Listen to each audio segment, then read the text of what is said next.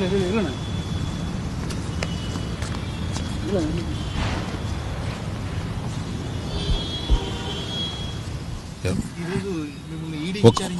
నిమిషం.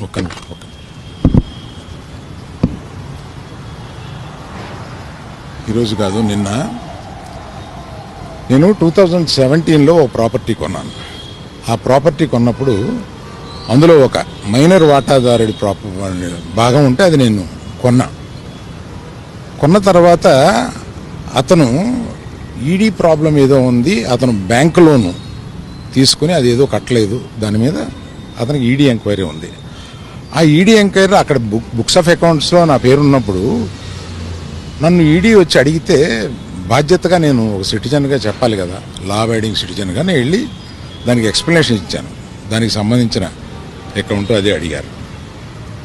అంతే తప్పితే దీన్ని మీడియాలో ప్రపోర్షనేట్గా కొంచెం పెద్దది చేసి చెప్పటం, వారు ఏదో ఒక ఎంక్వైరీ అడిగారు, నేను వెళ్ళి చెప్పొచ్చాను. ఇంతకు తప్పితే నేను చెప్పేది ఏమీ లేదు. ఏమండి అవన్నీ నేను ఒక కేసు అక్కడ ఈడీలో ఉన్నప్పుడు నేను ఇవన్నీ చెప్పడం కరెక్ట్ కాదు, చెప్పలేను. Thank you.